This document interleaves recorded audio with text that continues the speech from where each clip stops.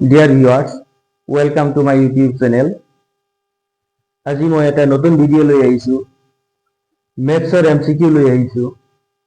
এই মেথছৰ MCQ কেইটা Kamrup metro' ডিষ্ট্ৰিক্টৰ 2024 প্ৰি ফাইনাল এক্সামৰ কুৱেশ্যন নাম্বাৰ 1 পৰা 23 লৈকে মই এটা আগৰ ভিডিঅ'ত দি দিছো আৰু সেই ভিডিঅ'টো মোৰ আজিৰ এই ভিডিঅ'ৰ ডেছক্ৰিপশ্যনত দি দিম। তোমালোকে আগৰ ভিডিঅ'টো চাব পাৰিবা। তো আজি ভিডিঅ'টো ষ্টাৰ্ট কৰিছো। কুৱেশ্যন নাম্বাৰ 24, যদি x, x plus 3, x plus 6, x plus 9 আৰু x plus 12 ৰ মাধ্য 10 তেন্তে x ৰ মান হ'ব 1 2 6 4। এইকেইটা আমাক দিয়া আছে 1 2 3 4 5 পাঁচটা পদ দিয়া আছে আমাক। এইকেইটাৰ মাধ্য কি হ'ব, মিন কি হ'ব, আমি মিন উলিয়াব লাগে, মাধ্য উলিয়াব লাগে। গতিকে মাধ্য উলিয়াবলৈ হলে ইয়াত আমাৰ পদ কেইটা দিয়া আছে, পাঁচটা পদ দিয়া আছে। আমি পাঁচটা পদ যোগ কৰি x plus 3 plus x plus 6 plus x plus 9 plus x plus 12 এইকেইটাক যোগ কৰি, যেহেতু 1 2 3 4 5 পাঁচটা পদ দিয়া আছে, গতিকে আমি 5ৰে হৰণ কৰিম। 5ৰে হৰণ কৰিলে যিটো পোৱা যাব সেইটোৱে হ'ব আমাৰ মাধ্য। এতিয়া ইয়াত মাধ্য দিয়া আছে, 10, মাধ্যৰ মান দিয়া আছে 10 সমান সমান 10 সমান সমান 10। তেন্তে আমি x ৰ মান উলিয়াব লাগে।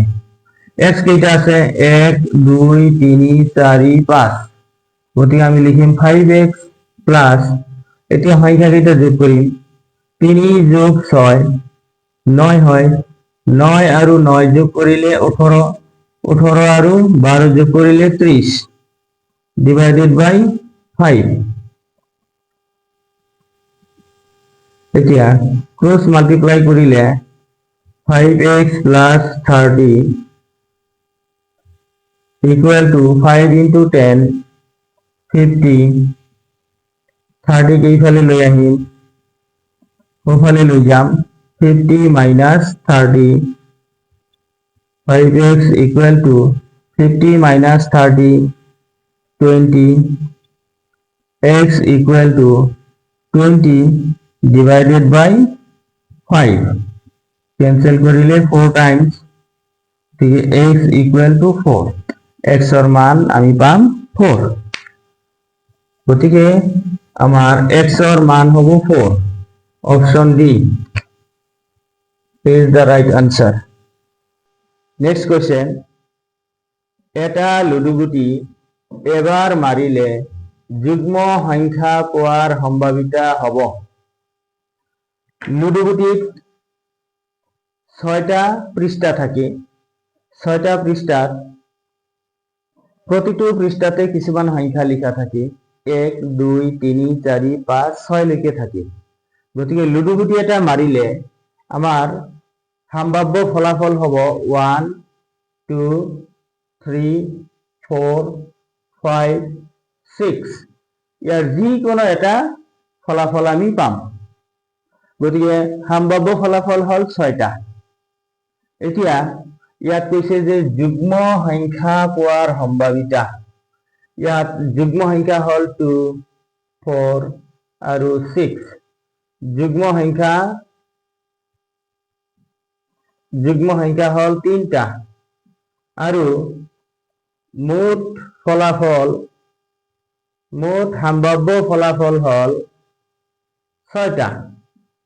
গতিকে probability সম্ভাৱিতা যুগ্ম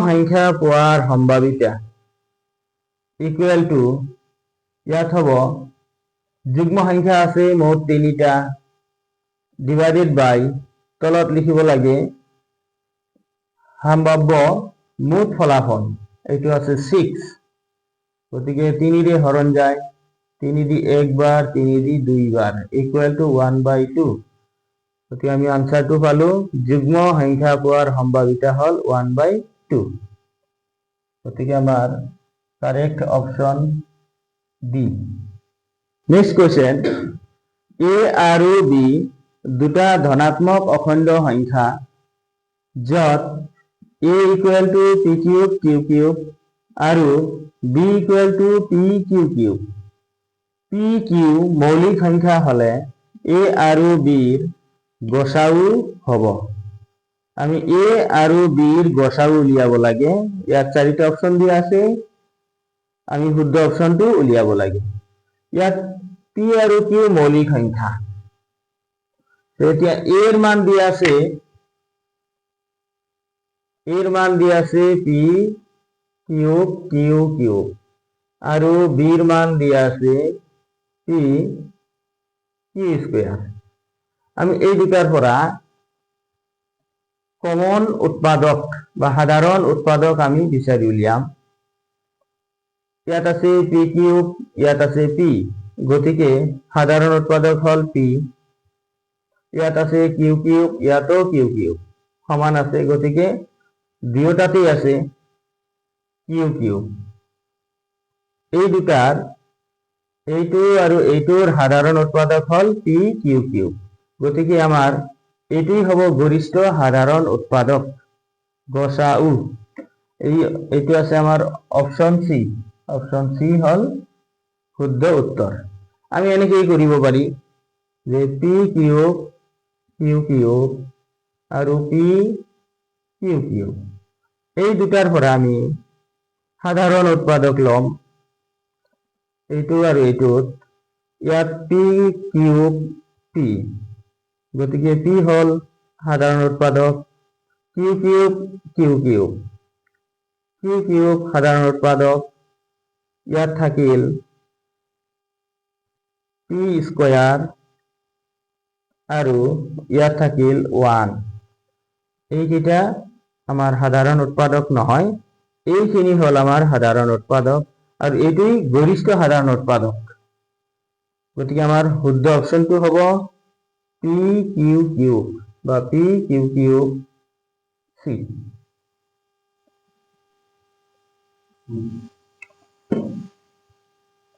Question number 27 26 divided by 4 plus root over 3 equal to what এইটোৰ মান 4টা অপশন দিয়া আছে আমি শুদ্ধ অপশনটো বাছি উলিয়াব লাগে এই প্ৰশ্নটোত আমাৰ হৰটো অপৰিমেয় সংখ্যা দিয়া আছে যেহেতু root over 3 আছে তিনি সংখ্যাটো হল মৌলিক সংখ্যাৰ বৰ্গমূল হল অপৰিমেয় সংখ্যা এই সংখ্যাটো অপৰিমেয় সংখ্যা এতিয়া এই হৰ আমি পৰিমেয় কৰিলেই আমি উত্তৰটো পাই যাম 26 divided by 4 plus root over 3 এই হৰটো আমি পৰিমেয় কৰিলে উত্তৰটো আহি যাব দিয়া আছে 26 divided by 4 plus root over 3 এতিয়া এই সংখ্যাটোৰ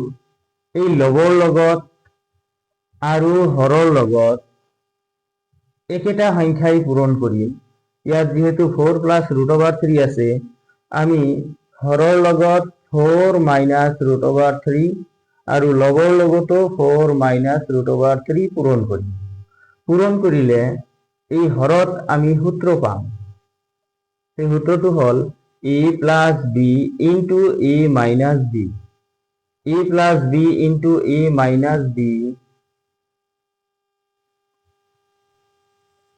এইটোক আমি a ধৰিলো এইটোক b ধৰিলো এইটো a এইটো b হ'ব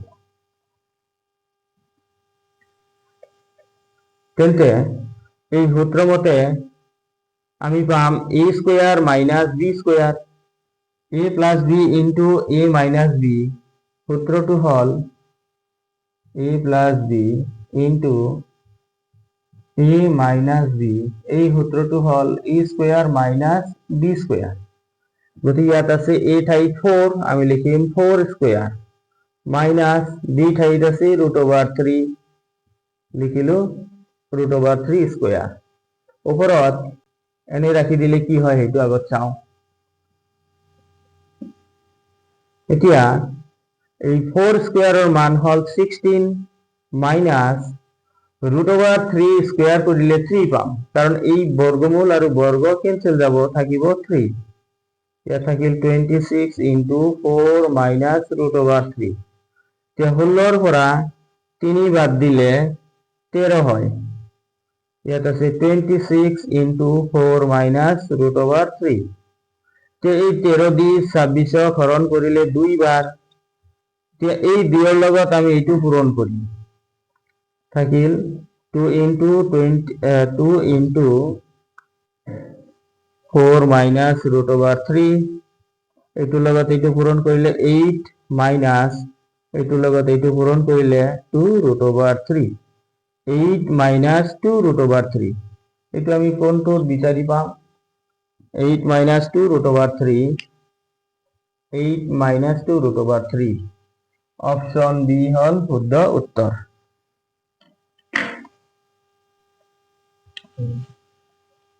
Next question. fx equal to x square plus x plus 1 বহুপদ ৰাশিটোৰ ULFA আৰু বিটা শূন্য হলে 1 divided by alpha plus 1 divided by bitter মান হ'ব। ইয়াত fx লিখিছে, fx মানে ফাংশন অফ x, তাৰ মানে চলক ৰাশিটো হল আমাৰ x। আমি p of x বুলি লিখো, f of x ও লিখা যায়। ইয়াত f of x মানে ফাংশন অফ x, তাৰ মানে আমাৰ চলক ৰাশিটো হল x। এই বহুপদ ৰাশিটোৰ শূন্য দুটা হল আলফা আৰু বিটা। তেন্তে 1 by alpha plus 1 by bitter মান কি হ'ব সেইটো উলিয়াব লাগে। একেবাৰে সহজ, আমাৰ বহুপদটো দিয়া আছে x square plus x plus 1। গতিকে ইয়াক আমি প্ৰামাণিক ৰূপৰ লগত যদি মিলাই চাওঁ, ax square plus bx plus c, এইটো হল আমাৰ প্ৰামাণিক ৰূপ। এতিয়া আমাৰ উলিয়াব লাগে 1 by alpha plus 1 by bitter মান। 1 by alpha plus 1 by beta, ইয়াত আলফা আৰু বিটা লসাগু ললে হ'ব আলফা বিটা। আলফা দি আলফা বিটা হৰণ কৰিলে আলফা আলফা কেনসেল হ'ব beta, beta into 1 beta plus, এতিয়া বিটা দি আলফা বিটা হৰণ কৰিলে বিটা বিটা কেনসেল, আলফা বাদ যাব, ইয়াত হল আলফা। এতিয়া এইটোক যদি আমি হজাই লিখো alpha plus beta, beta plus alpha মানে আলফা প্লাস বিটা একই হ'ব, তলত আছে আলফা বিটা। এতিয়া এই বস্তুটো বুজিবলৈ চেষ্টা কৰা। আলফা বিটা মানে ইয়াত আলফা পূৰণ বিটা, তাৰ মানে শূন্য দুটাৰ গুণফল। আৰু ইয়াত আছে আলফা প্লাস বিটা মানে শূন্য দুটাৰ যোগফল। যেহেতু শূন্য দুটা ইয়াত দিয়া আছে, শূন্য দুটা হল আলফা আৰু বিটা, গতিকে শূন্য দুটাৰ যোগফল ডিভাইডেড বাই শূন্য দুটাৰ গুণফল। এতিয়া এটা বহুপদ, এটা দ্বিঘাত বহুপদৰ, এইটো হল দ্বিঘাত বহুপদ, এই যে দ্বিঘাত বহুপদ আছে সৰ্বোচ্চ ঘাত 2। দ্বিঘাত বহুপদৰ শূন্য দুটাৰ গুণফলৰ সূত্ৰটো হল minus B by A, minus B by A. B হল এক্সৰ সহগ আৰু এ হল এক্স স্কয়াৰৰ সহগ। গতিকে ইয়াত যদি আমি বহাই দিওঁ আলফা প্লাস বিটা মানে মাইনাস বি বাই এ, এতিয়া এই মাইনাস বি বাই এর মান কি হব সেইটো উলিয়াম। Minus B by A equal to, মাইনাসৰ ঠাইত মাইনাস লিখিলো, বি মানে এক্সৰ সহগ, ইয়াত এক্সৰ সহগ 1 আছে, 1 ডিভাইডেড বাই এ, এ হল এক্স স্কয়াৰৰ সহগ, ইয়াত 1 আছে, গতিকে 1 দি -1 হৰণ কৰিলে -1 হ'ব। এইটো হল আমাৰ আলফা প্লাস বিটা মানে শূন্য দুটাৰ যোগফলৰ মান পালো -1। এতিয়া আলফা বিটা মানে হল শূন্য দুটাৰ গুণফল। শূন্য দুটাৰ গুণফলৰ সূত্ৰটো হল c/e। c হল ধ্ৰুৱক পদ, এইটোৰ লগত যদি আমি মিলাই চাও c ঠাইত আছে 1, ধ্ৰুৱক পদ হল 1। এ হল x স্কয়াৰৰ হৰক, ইয়াত x স্কয়াৰৰ হৰক 1 আছে, ইয়াত 1 আছে। x স্কয়াৰ মানে এটা x স্কয়াৰ, গতিকে 1 আছে ইয়াত 1 দি 1 হৰণ কৰিলে 1, গতিকে ইয়াত আলফা বিটাৰ মান হল 1 দি -1 হৰণ কৰিলে -1, গতিকে আমি এইটোৰ মান আমি সৰল কৰি পালো -1। কোনটো অপশনত আছে -1? Option A. অপশন এ হল শুদ্ধ উত্তৰ। নেক্সট কোয়েশ্চন, তলত দিয়া দুটা চলকযুক্ত ৰৈখিক সমীকৰণেৰ জোড়বোৰৰ কোনটো জোড়ৰ কোনো সমাধান নাথাকে? এই চাৰিটা সেট দিয়া আছে। এই চাৰিটা সেটত প্ৰতিটো সেটতেই দুটা চলকযুক্ত ৰৈখিক সমীকৰণ দিয়া আছে, দুটাকৈ ৰৈখিক সমীকৰণ দিয়া আছে। গতিকে কোন জোড়ৰ কোনো সমাধান নাথাকে সেইটো উলিয়াব লাগে। ইয়াত মই এটা কনসেপ্ট দিছো, রৈখিক সমীকরণের দুটা চলকযুক্ত রৈখিক সমীকরণের প্রামাণিক রূপটো হল a1x plus b1y plus c1 = 0 আৰু a2x plus b2y plus c2 = 0। এটি হল দুটা চলকযুক্ত রৈখিক সমীকরণের জোড়, অর্থাৎ এক জোড়া এজোড় সমীকরণ দিয়া আছে। এই এজোড় সমীকরণ সমাধান করিলে হয় অদ্বিতীয় সমাধান থাকিব, নহলে অহংক সমাধান থাকিব, নহলে কোনো সমাধান নাথাকে। ইয়াৰ কাৰণে তিনিটা শৰ্ত আছে। এই তিনিটা শৰ্তৰ যিকোনো এটা যদি স্যাটিসফাই কৰে, এটা শৰ্ত সিদ্ধ কৰিলে সেই শর্ত অনুযায়ী অসীম সংখ্যক সমাধান থাকিব নে অদ্বিতীয় সমাধান থাকিব নে কোনো সমাধান নাই, সেইটো আমি বিচাৰি পাম। এক নম্বৰত আছে যদি a1/a2 not equal to b1/b2 তেন্তে এই সমীকৰণজোৰৰ অদ্বিতীয় সমাধান থাকিব। আৰু যদি এই সমীকৰণ দুটাৰ a1/a2 equal to b1/b2 equal to c1/c2 হয়, তেন্তে এই সমীকৰণজোৰৰ অসংখ্য সমাধান থাকিব। আকৌ যদি এই সমীকৰণজোৰৰ ক্ষেত্ৰত a1/a2 equal to b1/b2 not equal to c1/c2 হয়, তেন্তে এই সমীকৰণজোৰৰ কোনো সমাধান নাথাকে। এতিয়া এই তিনিটা শৰ্তৰ লগত এই চাৰিটা যে সেট আছে আমি মিলাই চাম কোনটো শৰ্ত সিদ্ধ কৰে। এই নম্বৰত আছে 2x plus 3y equal to 7, 3x minus 2y equal to 7। এইটো হল আমাৰ প্ৰথম সমীকৰণ, এইটো হল দ্বিতীয় সমীকৰণ। ইয়াত a1 হল 2, গতিকে আমি a1/a2 উলিয়াম। a1 হল 2, a2 হল 3, গতিকে 2/3। এতিয়া b1/b2 উলিয়াম।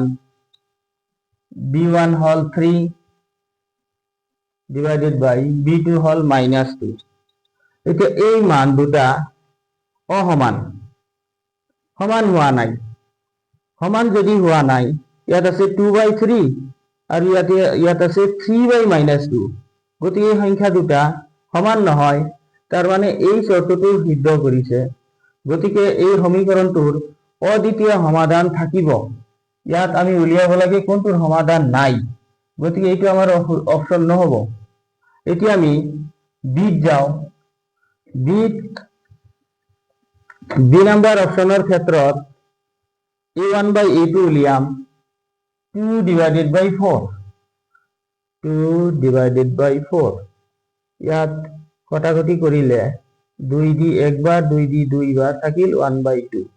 এতিয়া আমি b1/b2 উলিয়াম 3 divided by -6, 3 divided by -6 3 দি হরণ করিলে একবার দুইবার ইকুয়াল টু -1/2 এটা ধনাত্মক এটা ঋণাত্মক গতিকে এই সংখ্যা দুটা সমান নহয় সংখ্যা দুটা সমান নোহোৱাৰ বাবে আমাৰ 1 নম্বৰ চৰ্তটো সিদ্ধ কৰিছে গতিকে এই 2 নম্বৰত যি দুটা সমীকৰণ দিয়া আছে এই সমীকৰণ দুটাৰ অদ্বিতীয় সমাধান থাকিব গতিকে এইটো আমাৰ শুদ্ধ অপচন নহল এতিয়া আমি সি টো ট্ৰাই কৰি চাম সিৰ ক্ষেত্ৰত আমি এই অনুপাত কেইটা উলিয়াম সিৰ ক্ষেত্ৰত a1 by a2 কি হয় 2 divided by 4 দিয়ে হরণ করলে একবার দুইবার 1/2 তো b1 by b2 3/6 3 দিয়ে হরণ করলে একবার দুইবার 1/2 এই দুটা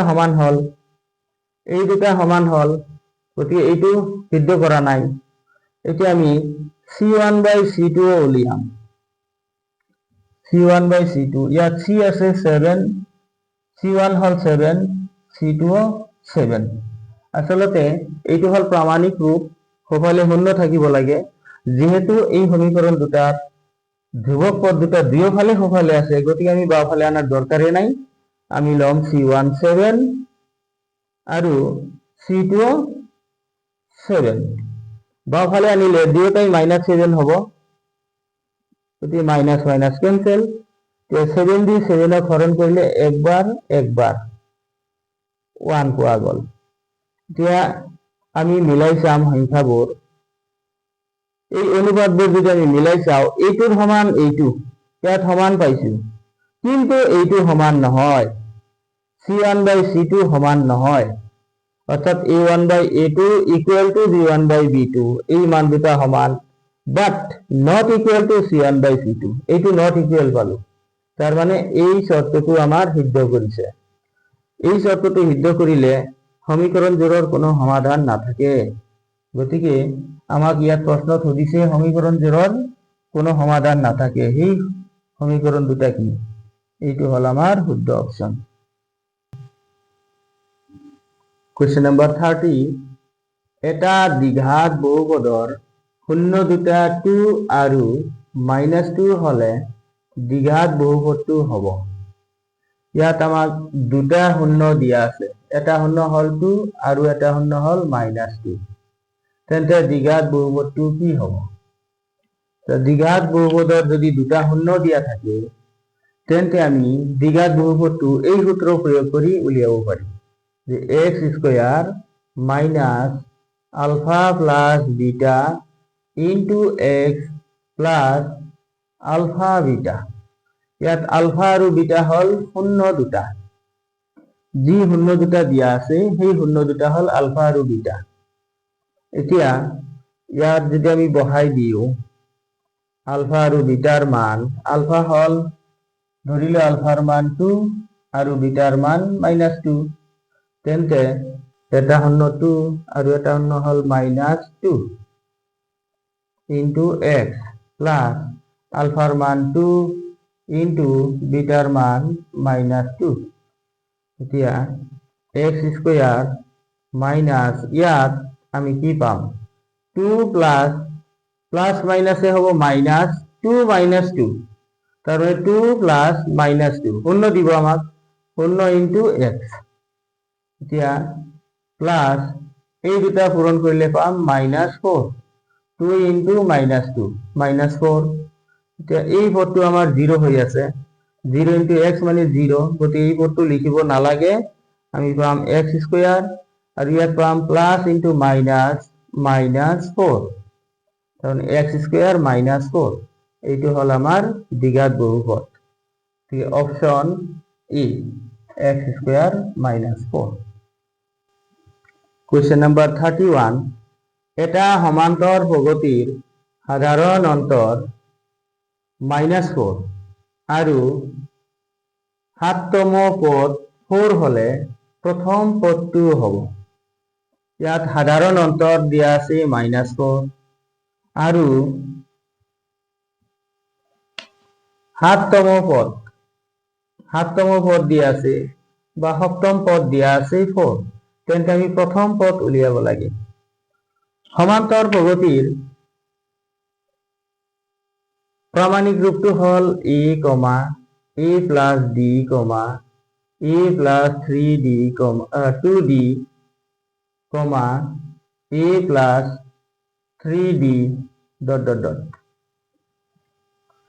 এই সমান্তৰ প্ৰগতিৰ প্ৰামাণিক ৰূপটো আমি লক্ষ্য কৰিলে দেখা পাম প্ৰথম পদটো অকল a হয়, দ্বিতীয় পদটো a লগত d যোগ কৰিব লাগে, তৃতীয় পদত a লগত 2d যোগ কৰিব লাগে, তৃতীয়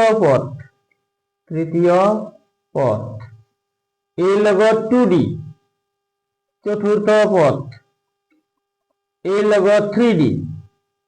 গতিকে সপ্তম পদ দিয়া আছে, ইয়াত আমাক দিয়া আছে d ৰ মান, d মানে সাধাৰণ অন্তৰৰ মান দিয়া আছে -4 আৰু দিয়া আছে সপ্তম পদ আমি লিখিম a7 লিখা হয় সপ্তম পদ, বা t7 লিখিব পাৰি, a7 t7 মানে টার্ম 7 a7 এটা লিখিলে হল। সপ্তম পদ আমাক দিয়া আছে a7 equal to 4, a7 দিয়া আছে 4, a7 মানে সপ্তম পদটো আমি কেনেকৈ পাম, এইটোৰ লগত এই প্ৰামাণিক ৰূপৰ লগত যদি আমি তুলনা কৰো তেন্তে হ'ব a plus 6d equal to 4। চতুৰ্থ পদ হয় a plus 3d, পঞ্চম পদ হ'ব a plus 4d, ষষ্ঠম পদ হ'ব a plus 5d, সপ্তম পদ হ'ব a plus 6d। ইয়াত আমি মান বহাই দিলে a plus 6 into d মানে সাধাৰণ অন্তৰ, এইটোৰ মান দিয়া আছে -4 equal to 4, a এইটো পূৰণ কৰিলে আমি পাম -24 equal to 4, এইটো সোঁফালে লৈ গলে প্লাস হ'ব 4 plus 24, যোগ কৰিলে পাম আমি 28, এৰ মান 28, এ মানে প্ৰথম পদ 28, অপশন সি। কোয়েশ্চন নাম্বাৰ 32, এটা ৰম্বাসৰ কৰ্ণ দুডাল ক্ৰমে 16 সেন্টিমিটাৰ আৰু 12 সেন্টিমিটাৰ হলে বাহুৰ দৈৰ্ঘ্য হ'ব। আমি ৰম্বাসটোৰ বাহুৰ দৈৰ্ঘ্য উলিয়াব লাগে, দিয়া আছে ৰম্বাসৰ কৰ্ণ দুডাল 16 সেন্টিমিটাৰ আৰু 12 সেন্টিমিটাৰ, তেন্তে বাহুৰ দৈৰ্ঘ্য কি হ'ব? ৰম্বাস এনেকুৱা, ৰম্বাস হল এটা চতুৰ্ভুজ, যি চতুৰ্ভুজৰ চাৰিওটা বাহু সমান, সেটি হল ৰম্বাস। ঠিক তেনেদৰে বৰ্গ এটাৰ চাৰিওটা বাহু সমান, গতিকে বৰ্গটো এটা ৰম্বাস। এইটো এটা ৰম্বাস, চাৰিটা বাহু সমান হলে সেটি ৰম্বাস বুলি কোৱা হয়। এতিয়া এই ৰম্বাসৰ আমি বাহুৰ দৈৰ্ঘ্য উলিয়াব লাগে। বাহুবোৰ সমান, দিয়া আছে কৰ্ণ দুডালৰ দৈৰ্ঘ্য, এটা কৰ্ণ দিয়া আছে, দীঘল কৰ্ণটোৰ মান দিয়া আছে 16 সেন্টিমিটাৰ, এইটো 16 সেন্টিমিটাৰ, আৰু চুটি কৰ্ণটোৰ মান দিয়া আছে 12 সেন্টিমিটাৰ, এইটো হল 16 সেন্টিমিটাৰ আৰু এইটো হল 12 সেন্টিমিটাৰ। এতিয়া ইয়াত এটা কনসেপ্ট আছে, কনসেপ্টটো হল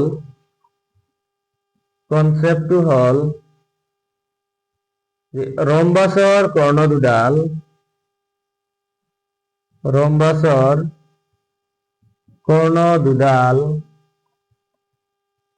পৰস্পৰ লম্বভাৱে সমদ্বিখণ্ডিত কৰে,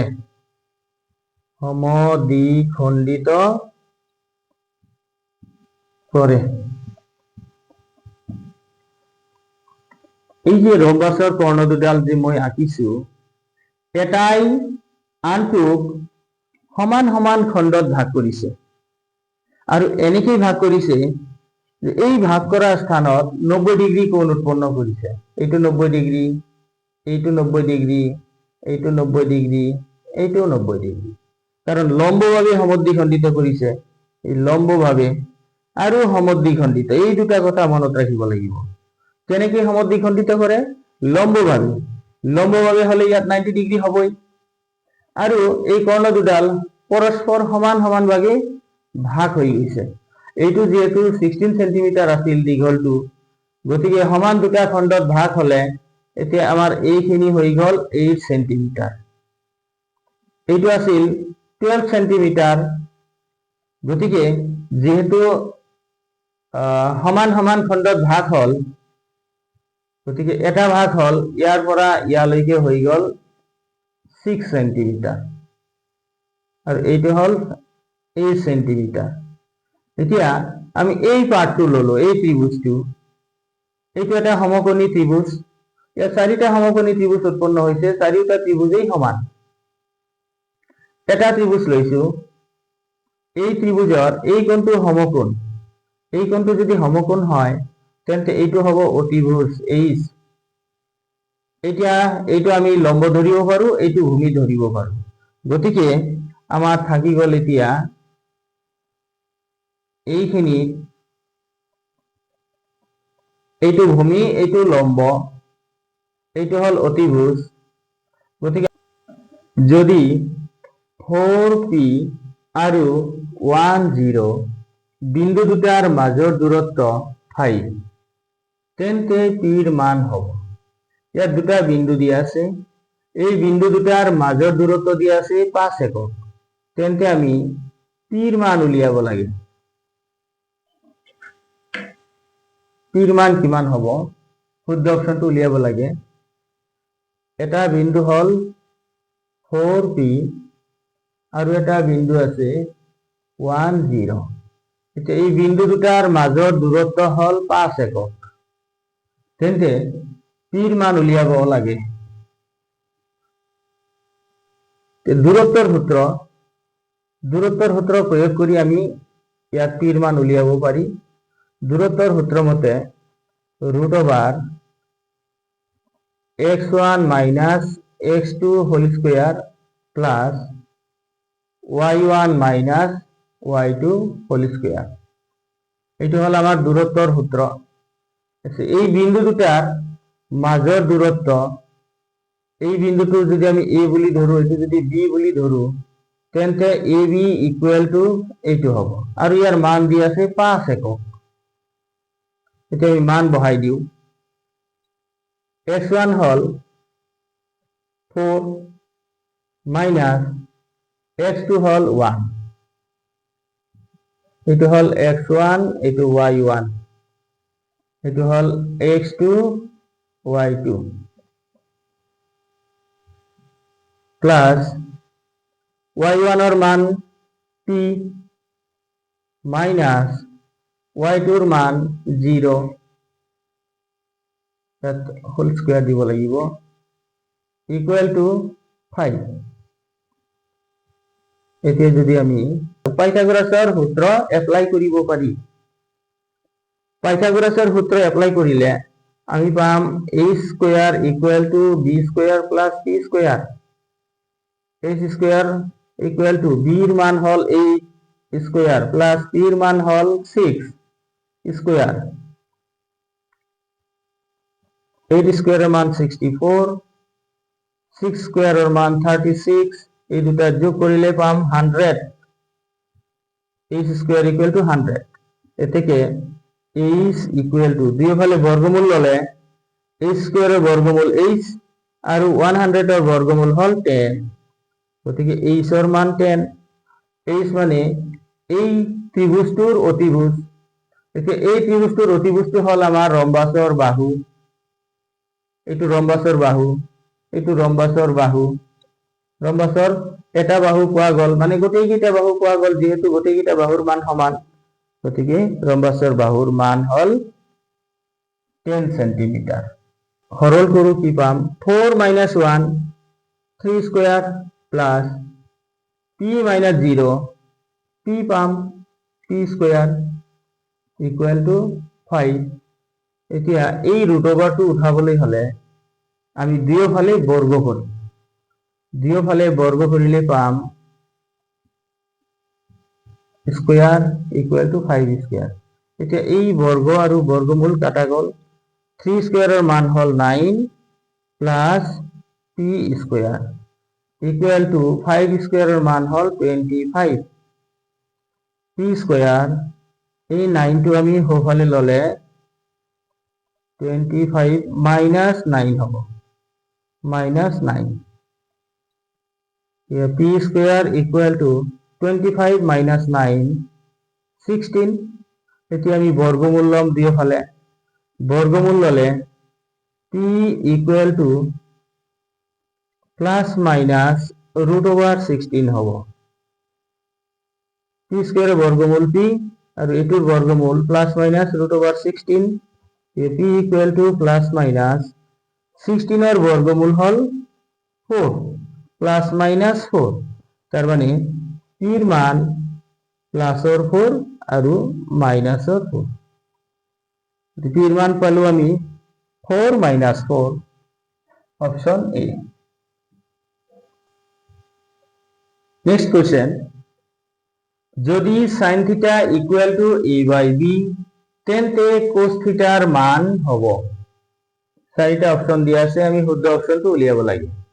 আমার sin থিটার মান দিয়া আছে a/b, তেন্তে cos থিটা কি হব? ইয়াত শুদ্ধ অপশনটো উলিয়াবলৈ হলে আমি sin থিটা আৰু cos থিটাৰ সম্পৰ্কটো জানিব লাগিব। এটা আইডেন্টিটি আছে, sin স্কয়ার থিটা plus cos square theta equal two 1। ইয়াত আমাক দিয়া আছে sin থিটার মান a/b, গতিকে ইয়াত এই sin থিটার মান যদি আমি বহাই দিও a/b, ইয়াত স্কয়ার আছে স্কয়ার লিখিলো প্লাস cos স্কয়ার থিটার মান নাই, আমি এটু যেনে আছে তেনে লিখিলো ইকুয়াল টু 1। ইয়াত cos square theta equal two 1। এই রাশিটো আমি সোঁফালে লৈ যাম। সোঁফালে লৈ গলে হব মাইনাস আৰু তাৰ লগতে a স্কয়াৰেৰ মান হল a স্কয়াৰ আৰু b স্কয়াৰ কৰিলে পাম b স্কয়াৰ। এতিয়া আমি লসাগু লম। সোঁফালে এই 1 ৰ তলত 1 আছে, 1 আৰু b স্কয়াৰেৰ লসাগু হব b স্কয়াৰ। 1 দি b স্কয়াৰক হৰণ কৰিলে b স্কয়াৰ হব, গতিকে ওপৰত পাই আছো আমি b square minus b square দি b স্কয়াৰক হৰণ কৰিলে একবাৰ 1 a স্কয়াৰেৰ লগত পূৰণ কৰিলে a স্কয়ার হব। গতিকে আমি পালো cos square theta equal to b square minus a square divided by b square.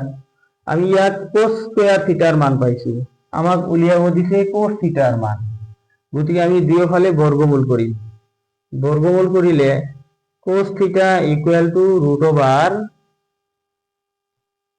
b square minus a square divided by b square equal to এই b স্কয়াৰেৰ বৰ্গমূল হল b আৰু এইটোৰ বৰ্গমূল আমি উলিয়াব নোৱাৰি। b square minus a square যেনে আছে তেনেই থাকিব।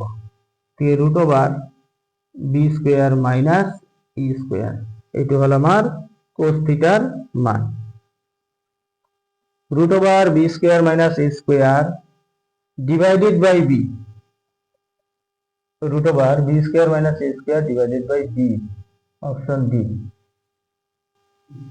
নেক্সট কোয়েশ্চেন, কোয়েশ্চেন নাম্বার 35, যদি sin a equal to half আৰু cos b equal to half তেন্তে a প্লাস b এর মান হব 60 ডিগ্রি, 90 ডিগ্রি, 100 ডিগ্রি, 120 ডিগ্রি। ইয়াত আমাক দিয়া আছে sin এর মান হাফ আৰু দিয়া আছে cos b এর মান হাফ। এতিয়া sin a equal to half দিয়া আছে, দিয়া আছে sin a equal to half. বাওঁফালে যেহেতু সাইন আছে গতিকে সোঁফালে আমি এই হাফৰ ঠাইত লিখিম সাইন কিমান ডিগ্ৰীৰ মান হাফ, সাইন 30 ডিগ্ৰীৰ মান হাফ। গতিকে আমি এই হাফৰ ঠাইত লিখি দিম সাইন 30 ডিগ্ৰী। যেহেতু সাইন 30 ডিগ্ৰীৰ মান হাফ, এইটো ঠাইত আমি এইটো লিখিব পাৰিম, এই সাইন আৰু সাইন কেনসেল, থাকিল a ইকুয়াল টু 30 ডিগ্ৰী। ঠিক একেদৰে ইয়াত cos b ইকুয়াল টু এই হাফৰ ঠাইত লিখিম cos কিমান ডিগ্ৰীৰ মান হাফ হয়, cos 60 ডিগ্ৰী। গতিকে ইয়াত লিখিব পাৰোঁ আমি cos 60 ডিগ্ৰী, cos 60 ডিগ্ৰী মান হাফ। এতিয়া cos কেনসেল, থাকিল b ইকুয়াল টু 60 ডিগ্ৰী। আমি উলিয়াব লাগে a প্লাস b এৰ মান। এতিয়া এইটো আৰু এইটো প্লাস কৰিম, তার মানে এই দুটা আমি প্লাস করিলে পাম 90 degree. 30 plus 60 equal to 90 degree. শুদ্ধ অপশন বি।